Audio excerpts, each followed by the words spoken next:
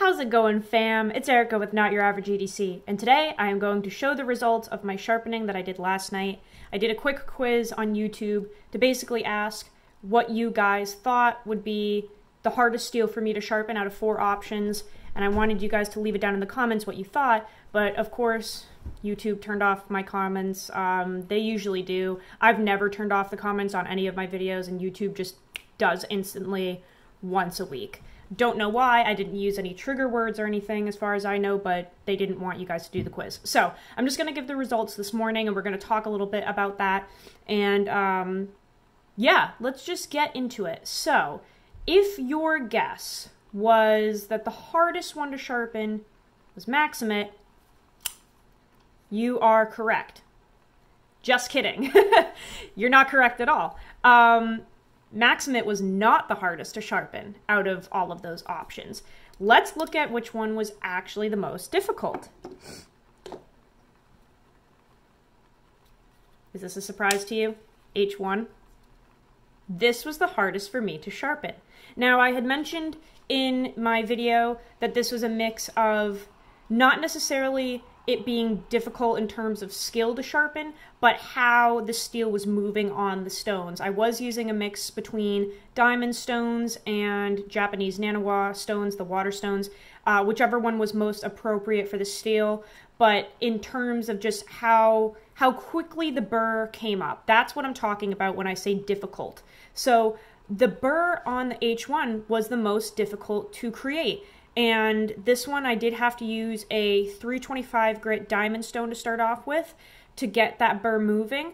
But I was very surprised at how tricky it was to create a burr on this. And even when I got the burr going, it was actually, I haven't felt anything like it before. The burr was just really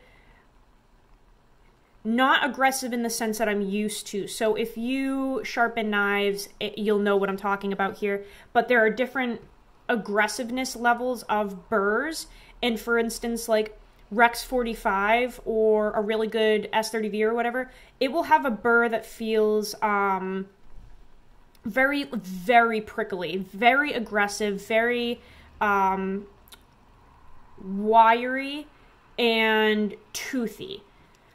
And then this steel, this H1, was prominent, but it was like a very hard, it didn't feel like it was like a long and toothy burr. It was actually very condensed, and this steel took kind of a while to move, honestly. It was really interesting. Now, the edge that I gave it is extremely toothy. I only brought it to 600 grit DMT. I didn't want to bring it any further, and then I just dropped it a couple times. But this steel felt so glassy, even on the 325. It was really interesting. So I don't know what the hardness is on this, but I can tell you it's a decently hard H1. It was really not the easiest thing to sharpen. It was actually probably one of the most difficult and hard steels to move on the stones that I've ever worked with. So really intrigued to keep using this. It is not what I have heard it is. So just very interested in using this further, interested in using the new edge that it has on it because it was very hard on the stones. The next hardest one to sharpen out of the lineup was the S90V from Benchmade. Now, Benchmade,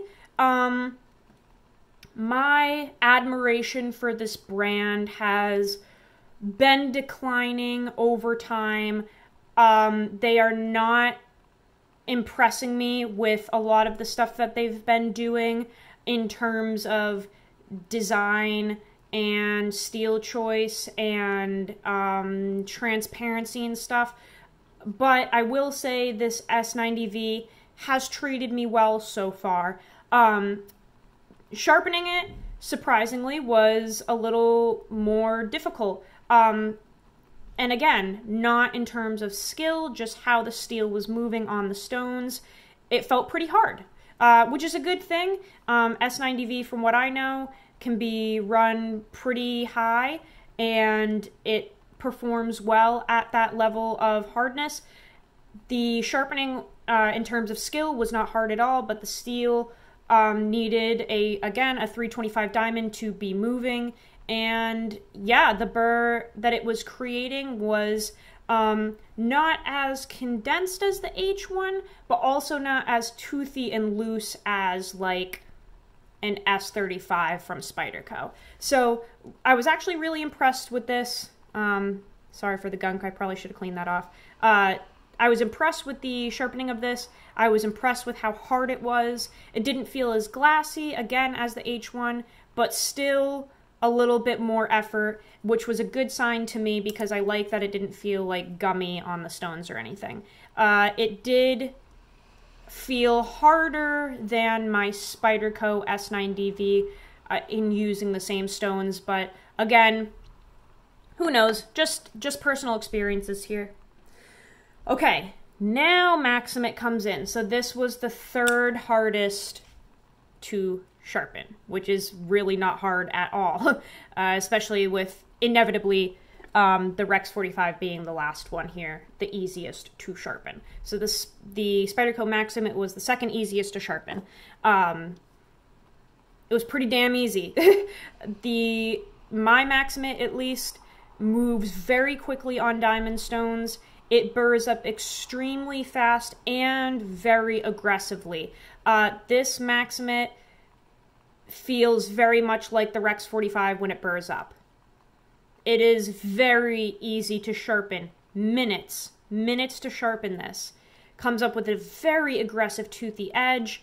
Really easy also, I have noticed, to work with the steel as a whole. So I did kind of, I don't think it's going to pick it up. It has a very toothy edge, and it's also, it's already picking up a patina again. So you can't really see the edge bevel there, but I did actually widen it a little bit. I kind of wanted to try like a 16 degree per side deal with this one, just to mess around with this steel. I feel like people don't play around with the flexibility of Maxum that much because they're afraid of it being chippy and brittle and hard to sharpen, so I gave it 16 degrees per side just to play around with that, and I'm very curious to see how this does with the edge being laid back a hair. It was very easy to lay back that edge with a 325 grit diamond stone. Maxum, I think, is very much misrepresented. It just is a fantastic, crazy toothy, crazy hard steel, but not hard to sharpen if you have the right sharpening supplies. And I think that people overlook it because they're afraid of it, whereas Maxum is one of my favorite steels of all time. Look at that. Oh, it's beautiful and really easy to take care of for me because I have the right tools. But yeah, super easy to sharpen. And then our last one, like I said, obviously the Rex 45. This was literally like a minute and a half from start to finish, and the edge was non-existent. I had used it well past what I should have. It had literally no edge, and it only took literally, like I said, a minute and a half to finish it. I mean, this Rex 45 moves quick. Again, crazy toothy. I love that. Only brought it up to 600 grit on diamonds. I am going to play around with different stones with this because I really do think that my 1000 grit Nanawa will move this as well.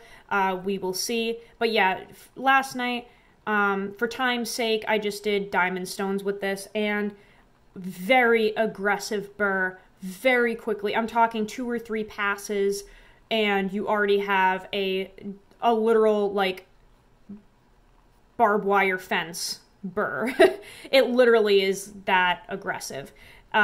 This was extremely easy to sharpen, to the point where I want to say if you are a beginner coming into sharpening and you want a kind of higher tier steel that is still easy to maintain, I would honestly say go for Rex 45. And I also have worked with Rex 45 more than this. I have a Native 5 lightweight in Rex 45.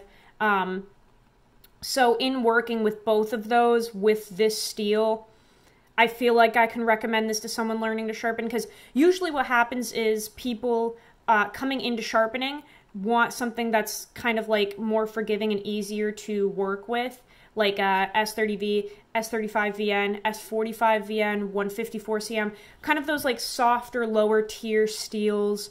They're just more forgiving and easier to work with. And generally speaking, people will tell you to kind of steer away from the higher hardness tool steels and exotic steels and stuff, just because they can be trickier to learn with. But I will say, at least for me, with both of my Rex 45 steels from Spyderco, they have been equally as easy to sharpen as those lower tier steels, like I said earlier, but they have the properties and the edge retention and toughness of higher tier steels like K390, Maxum, S90V. I mean, K390, I feel is very similar to this, and K390, in my opinion, is one of the best steels ever created. It's a very high performance steel for me. I really enjoy it, and this is, I feel, very equal in edge retention and toughness, but very easy to work with and sharpen. So you're getting ease of access with this, with the performance of a higher tier steel. I really like that. Rex 45 is just, it's kind of like taken a place in my heart here. It's extremely toothy, extremely easy to work with, very forgiving, not chippy. Both of mine have just been a pleasure to use. So we don't have to do that right now. Yeah, so highly recommend if you want a high performance tool steel that is also easy to work with, easy to strop. Again, easy to sharpen, easy to strop, fantastic to work with. So I just wanted to give you guys that lineup here because I think the H1 being the hardest and the glassiest on my stones blew my mind, at least. I haven't heard anything good about H1. So the fact that it was kind of giving me some pushback there with sharpening and it was very hard, that was really cool to experience, because all I know so far is shit about H1, that it's shit. So it's really cool to experience the other side of things.